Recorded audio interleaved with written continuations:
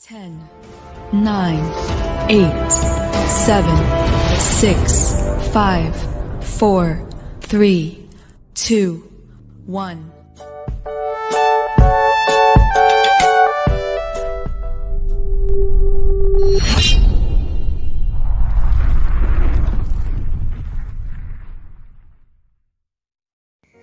Assalamualaikum warahmatullahi wabarakatuh. Selamat datang kembali pada channel YouTube Firmansyah Sanusi pada pembelajaran sejarah peminatan kelas 10 IPS.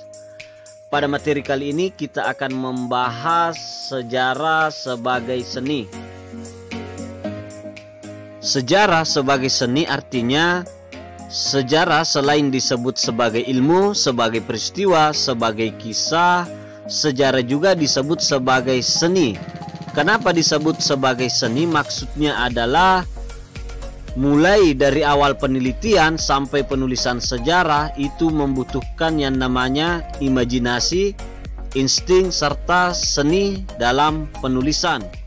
Sejarah sebagai seni itu memiliki kekuatan dan kelemahan. Kekuatan sejarah sebagai seni yakni unsur seni dalam sejarah diperlukan untuk memperindah penulisan dan mempermudah pembaca memahami proses rekonstruksi. Jadi secara umum sejarah sebagai seni memiliki kekuatan yaitu dalam karakterisasi dan struktur atau alur penulisan sama dengan menulis karya sastra. Kelemahan sejarah sebagai seni yakni penulisan sejarah sebagai seni kadang tampak kurang ilmiah karena unsur-unsur emosi dan intuisi sejarawan yang lebih dominan. Oleh karena itu dalam penulisan sejarah keterlibatan semua unsur sejarah diharapkan tidak mengorbankan proses ilmiah. Dapat disimpulkan kelemahan sejarah sebagai seni yaitu ketepatan dan objektivitas berkurang serta cakupan materi sejarah akan terbatas. Nah, unsur sejarah sebagai seni menurut Wilhelm Dilthey, seorang sejarawan dan filsuf modern, sejarah adalah pengetahuan tentang rasa. Sejarah tidak hanya mempelajari segala yang bergerak dan berubah atau yang tampak di permukaan, tetapi juga mempelajari motivasi yang mendorong terjadinya perubahan atau bagi pelaku sejarah. Artinya adalah para sejarawan dalam mengungkap peristiwa tidak hanya mengungkap kejadiannya saja, tapi mengungkap juga faktor-faktor yang menimbulkan terjadinya peristiwa tersebut. Inilah yang disebut sejarah sebagai seni.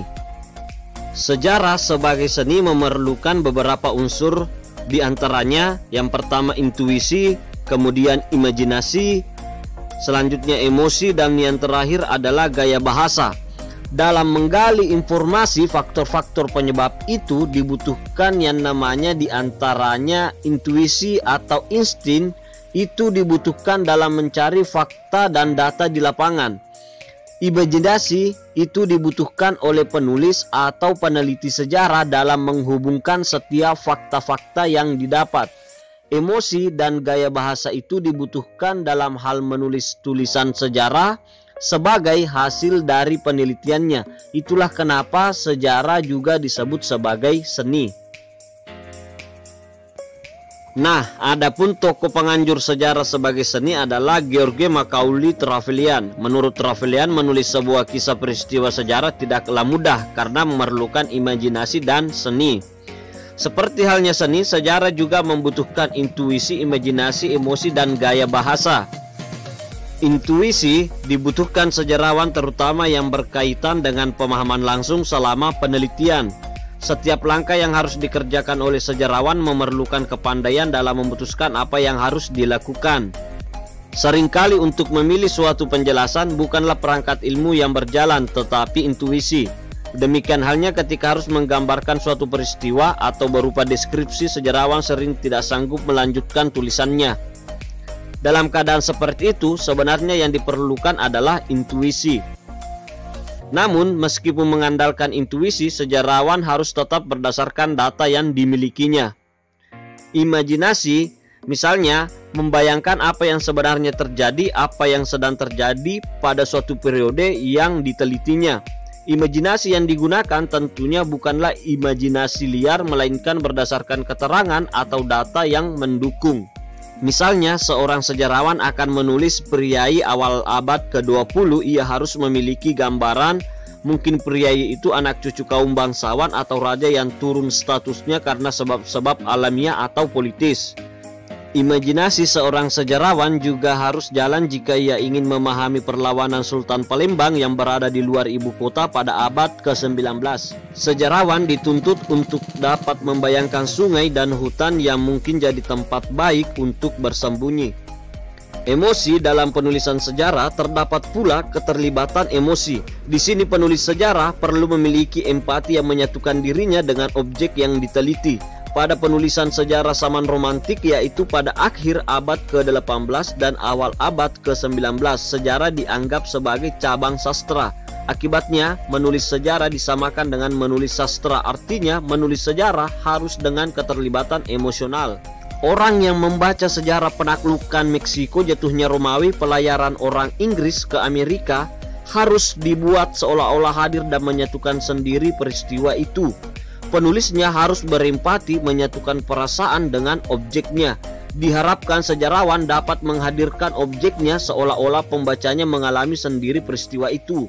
Gaya bahasa dalam penulisan sejarah, sejarawan harus menggunakan gaya bahasa yang tidak berbelit-belit, tidak berbunga-bunga, tidak membosankan, komunikatif, dan mudah dipahami. Khususnya dalam menghidupkan suatu kisah di masa lalu, di sini yang diperlukan adalah kemampuan menulis secara terperinci.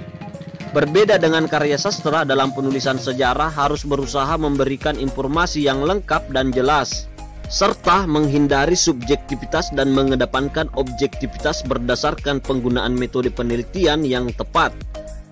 Kekurangan sejarah sebagai seni, yaitu sejarah sebagai seni akan kehilangan ketepatan dan objektivitasnya. Alasannya, seni merupakan hasil imajinasi, sementara ketetapan dan objektivitas merupakan hal yang diperlukan dalam penulisan sejarah. Ketepatan berarti adanya kesesuaian antara fakta dan penulisan sejarah, sedangkan objektivitas berarti tidak ada pandangan yang individual. Baik, itulah pembahasan materi di bab 2 terkait dengan sejarah sebagai seni. Sekian, tetap semangat dan selalu mengikuti protokol kesehatan COVID-19 dan salam sejarah.